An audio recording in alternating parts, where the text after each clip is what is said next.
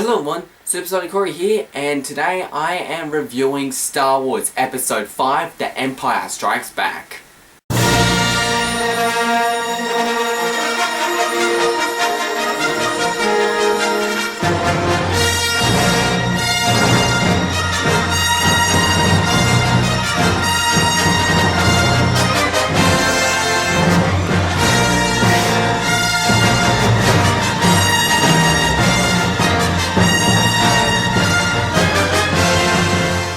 Now, for those who don't know, I am indeed marathoning the Star Wars movies before Force Awakens comes out next week, and this is my second review in the marathon. I am reviewing Star Wars The Empire Strikes Back. If you have not yet seen my review for A New Hope, then don't worry. You can go into the link in the description below because I will take you to a playlist that will have all of my Star Wars marathon.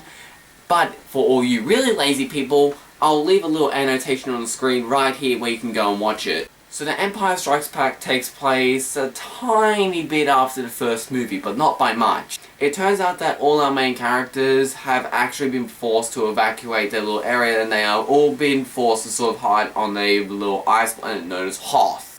Eventually, the Empire finds them, and that's when everything goes to chaos. After all, the movie is called The Empire Strikes Back. Another thing I really have to praise about this movie is just the overall scope of this movie.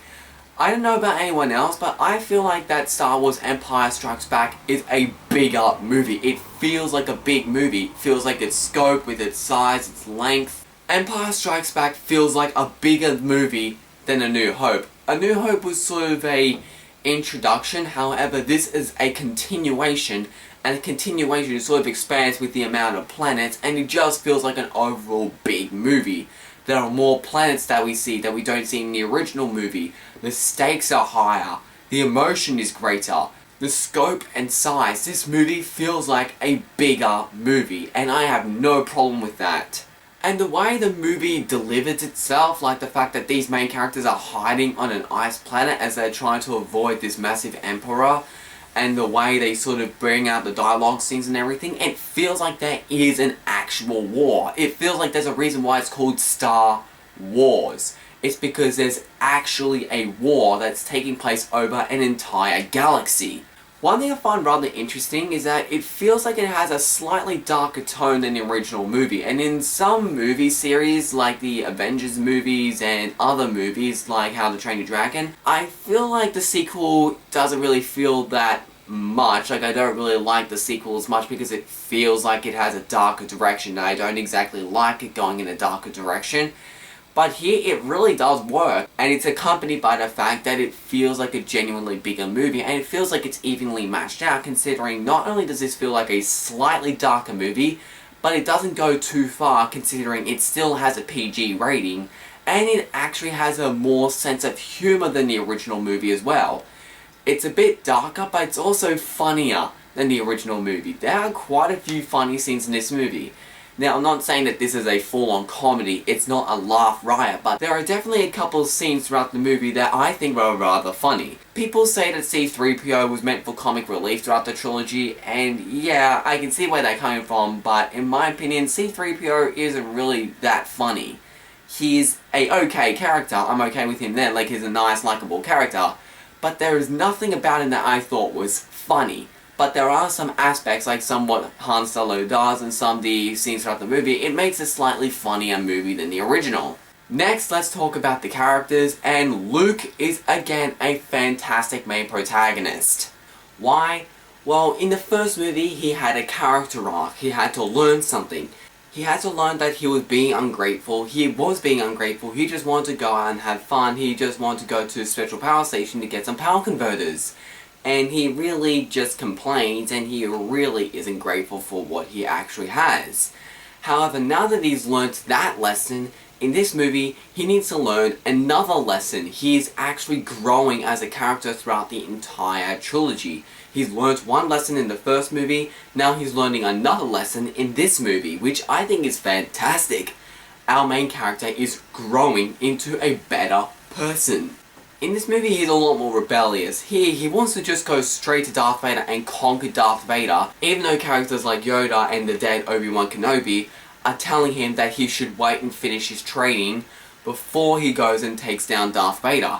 But he doesn't listen, and he suffers because of it. Another way that he's growing is his knowledge and his ability about using the Force. In the first movie, he actually learns that this thing called the Force existed. Before, he didn't know anything about it, and now then he knows a little bit about it and is even starting to try to learn to use it, but you can tell in the first 10 minutes he actually hasn't mastered it yet. The scene in the very beginning of the movie where he's sort of being stuck hung upside down in sort of that ice cave, and he realizes his lightsaber is stuck in a little pile of snow several meters away from him and he can't reach it with his arm, and he actually tries to use the Force to try and pull it out, but you notice that it actually takes him quite some time to be able to actually get to the lightsaber.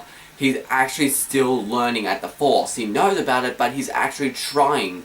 And then later on in the movie, he actually can't lift his ship out of the water when he's being trained by Yoda. He's still learning. He's not a Jedi Master yet. He knows about the Force and he tries to use it, but he's actually struggling. And I love how that's another character arc that he has to overcome. He has a mental character arc about being rebellious, and a physical one about being patient with the Force. Luke is a great protagonist, like I said. Other characters are also really well done. Princess Leia is, again, a really strong character, and she doesn't continue being the damsel in distress like she was in A New Hope, but she actually continues being a strong woman as she was in the second half of A New Hope. She's actually proving herself, she actually does stuff, and she seems to also have a rather big attitude. And honestly, Princess Leia is one of my favorite characters in this entire trilogy. Well, I said one of them. I think my absolute favorite character in this movie though would probably have to be Han Solo, because I just love this guy. Han Solo also had a character arc in A New Hope, because at first he actually only helps Luke to sort of save the galaxy, only for his own selfish reasons. However here, he's sort of gotten into the mood and now he wants to help out and help save the galaxy, and he's just a really likable guy. He's just got such a fun, witty, humorous personality. I have a feeling that if I was a character in this movie, I would probably be closest to being like Han Solo, because this guy is cocky, he's fun, he's humorous, he's just such an entertaining character. He's probably my favorite character in the series. And again, I have to talk about Darth Vader.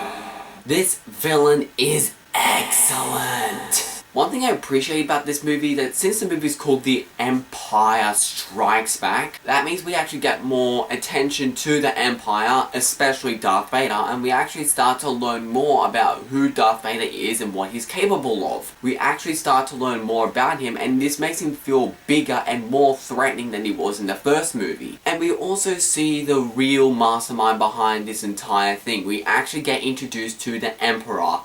Again, another fantastic villain, but I'll get more into that in my review for Return of the Jedi. One thing I really love about Darth Vader in this certain movie though, and I really am surprised that not many people really talk about this scene when it comes up, but the scene where we see the Emperor for the first time. He's sort of in like this hologram area thing, and Darth Vader is sort of standing there talking to the Emperor about this diabolical plan they've got about dealing with Luke.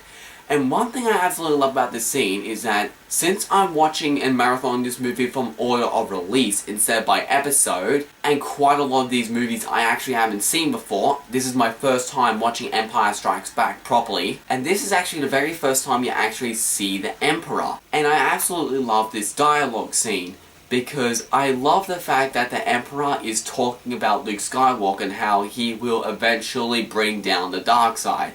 How they see Luke Skywalker as a threat. And when the Emperor brings in the name Anakin, then Darth Vader is actually thinking, well, okay, but how about if we actually brought Luke Skywalker to the dark side instead of killing him, because he might make a powerful ally. Instead of actually saying that to sort of get another powerful ally to the dark side, I really love the true reason why I believe he actually said that. Because if you're watching this series in this order for the first time, then at first you wouldn't know that Anakin Skywalker is Darth Vader.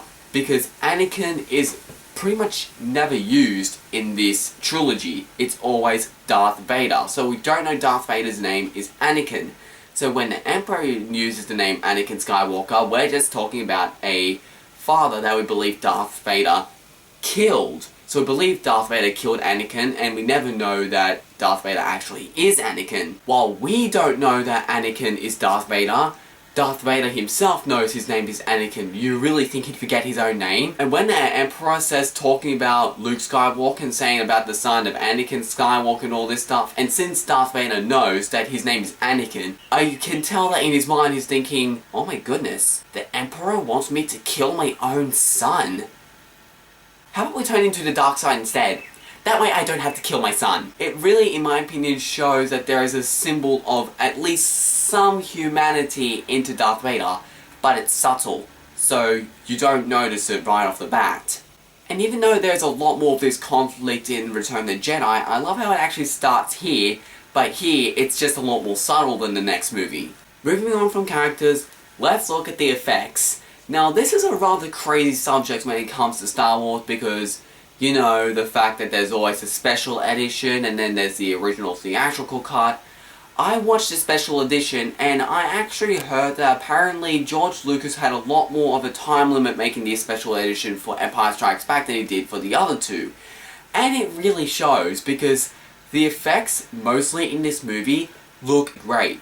With the exception of, I'd say, 1 or 2 shots in the entire movie, I actually do not feel like I'm looking at CGI. I feel like I'm looking at practical effects. The movie looks great. And the action, oh my goodness, I think the action in this movie is great for one simple reason.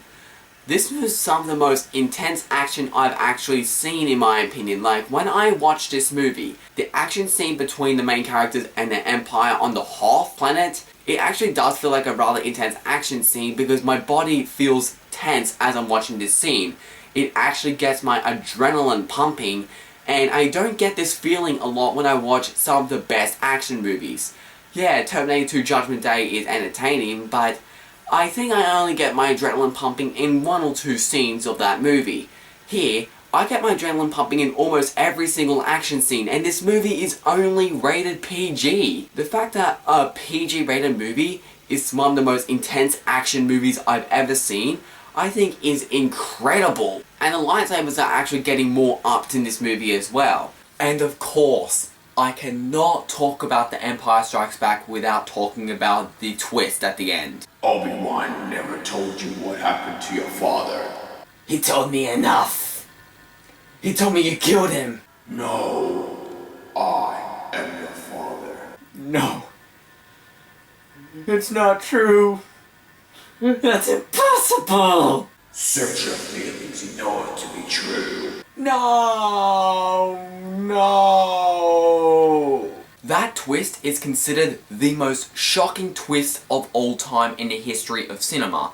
Now, I will point out that unfortunately I was never really shocked by this twist. In my opinion, my most shocked twist is the twist from Terminator 2 Judgment Day, but I don't really care considering it's a great twist. For starters, it's absolutely plausible. I buy the fact that Darth Vader really is Luke's father, and I really can see people getting shocked by this twist because I've seen videos of little kids watching that scene for the first time in their lives and being absolutely mind blown because it's a really effective twist.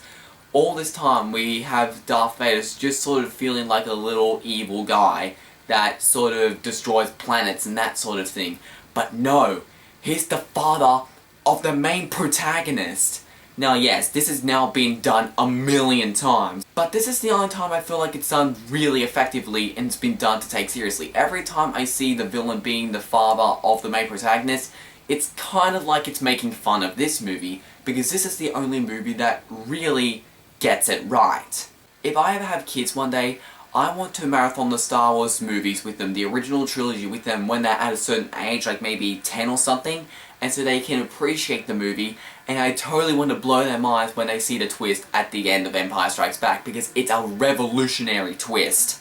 In short, Empire Strikes Back is one of those movies that takes what made the first movie good and improves upon it. I feel like this is a great sequel because it continues the story. It doesn't just retell the same story the first movie told, it continues. This movie isn't a rehash, it's a new chapter in a story that's already been started by a previous movie. And not only is it continuing the story, but it's actually also taking what made the first movie good and improving upon it and making it better. This is Terminator 2 Judgment Day for Star Wars. It's that good. It's one of the very, very, very few sequels that I actually would say is better than the original. Because yes, Empire Strikes Back is better than the original, because the Empire Strikes Back absolutely will get an S. So that is how I feel about Empire Strikes Back. Stay tuned for my review for Return of the Jedi. I'm Supersonic Corey, signing off. See you in my next video. Cheers.